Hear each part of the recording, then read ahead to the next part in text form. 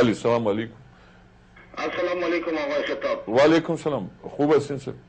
سلام به شما و سلام به آقای عباسی. و امیدوار هستم که زیاد اصرار نکنین که من خود معرفی کنم، به خاطر که میخوام نام ما باید محفوظ باشه. چرا؟ تازه از افغانستان به صفت ترجمان بودم در کت نیروهای آلمانی و تازه از افغانستان از شهر قندوز بازگشتیم در کنار فامیلم. من تقریبا 1 سال اونجا بودم و بعضی چیزهایی که ما اونجا دیدیم و شنیدیم و به صفت ترجمان اونجا با نیروهای نظامی بودم، چون خود ما یک قسم خورده استم نباید این حرفا را بزنم، به این اساس چون ایمانم، وجدانم، قلبم و رگ و خون ما افغان هستم و این صحبتایی که شما میکنین چقدر قلبای شما پاک است، قلب خودت، قلب آقای عباسی، سر موضوعات بسیار مقبول صحبت میکنین، اما اصل گپ دیگه جای است. دیگه جای است؟ برده حرفای دیگه است. امروز ختمش اوباما وقتی که اعلان میشه، اونا نیروهای خود اروپا اونا تبصره میکنن، اونا با قماندانای محل اونجا در تماس هستن، به هیچ عقیده رسیدن که تمام مایه فساد، تمام جنجالی که در افغانستان است کلگیش به پای پشتونا ختم کنن و میگن که باید پشتونا به هر شکلی که شود اینا از افغانستان رانده شوند. فقط افغانستان میتونه مردم فارسی زبان، حتی مثال میارن که سمت شمال شما ببینین که کشت کوکنار از بین رفت، نیروها امنیت برقرار کردن، حتی مثال میارن که ببینین که جنده مبارک وقتی که بلند میکنن بینی که از خون نمیشه در اینجا، امنیت درست گرفتن مردم سمت شمال، نیروهای سمت شمال، مردم فارسی زبان، مایه فساد، مایه جنگ، مایه تمام بدبختی در درون افغانستان یا زبان من نیست، یا زبان نیروهای خارجی که در اونجا هستن. مایه تمام مایه فساد، کشت کوکنار، قاچاق، کلیش به پای پشتونا امروز ختم کردن و هدف هزنا فقط از بین بردن تمام پشتونا از سرزمین افغانستان است.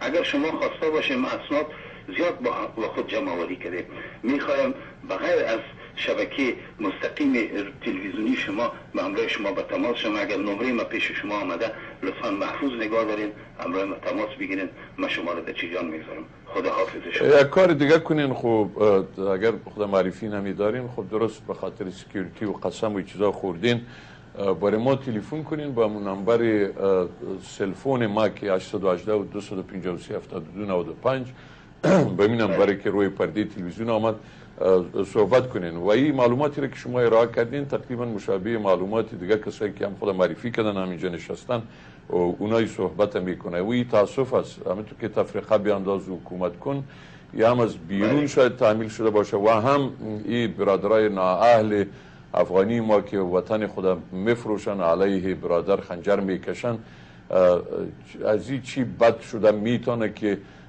2 میلیون یا 3 میلیون دلار یک پروژه عامل منفعه را یک نفر در نیویورک دوزی کنه، باز یک 2-3 میلیونش یک افغان دیگه در دبی دوزی کنه، او میشد که برای فرضاً 2000 افغان کار پیدا میشد و 2000 از ضرب 5-6 سر یالداری کنین تقریبا یک 50,000 نفر اتراب نان و او میخوردن. به می ترتیب وقتی دلسوزی نباشه در مسائل سیاسی هم شیطنت و دروغ و راپورای غلط اینجا میرسه. مگر ما ممکن که خود افغانان ما در سمت شمال می آمدن و ما به صفت ترجمانی میکردم و قماندان خود چیز از ما پرسان میکرد که یا چی میگن و هر کدامشان میگفتن که در این منطقه مثال پشتونا آمدن اینجا جابجا شدن، اینا میخواین با القاعده ارتباط دارن که طرف و ای که بر ناف مثال اونا ارتباط میگرفتن با ناتو میامد بمبارد میکرد، منطقه را پاکسازی میکرد، اما در حالی که اونجا اصلا القاعده وجود نداشت، اونجا اصلا طالب وجود نداشت، اونجا اصلا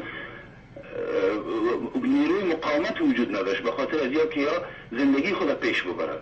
خب شما میفهمید جامعه که مثال کار نباشه، فساد باشه، هر کس تلاش میکنه که زن اولاد خود نجات بده از گشنگی. حالت برابر شده آقای خطاب. من اسناد زیاد آوردیم، من منطقه این همه قدر چون که من خود مولاددار هستم اینجا و زندگی ما در خطر نفته، من حاضر هستم به خاطر کشور خود، به خاطر وطن خود. درست است ما امروز رفتیم اونجا کار کردیم به صفت یک ترجمان، اما بسیار گپای حتی شما باور میکنید که امیر رهبرایی که در درون خود سمت شمال بودن اینا ملاقاتایی داشتن، اینا چیزهایی میگفتن که مویای سرم استاد میشد و من تحسف میخوردم که چرا ما تو یک وظیفه را بر خود انتخاب کنیم که ما امروز اینجا آمدیم. اما چون همون احساس وطن پرستی بر وجود ما بود و من خواستم برای شما تلفن کنم، شما را به جیجان بگذارم.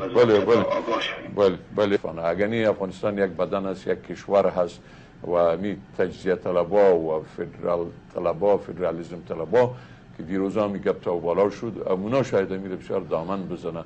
اگر نه خوب پشتون چطور میتونین که یک به حساب دست یکی را قطع کنین از بدن یک انسان و شما بگوین که به حساب بدن کامل خواهد بود.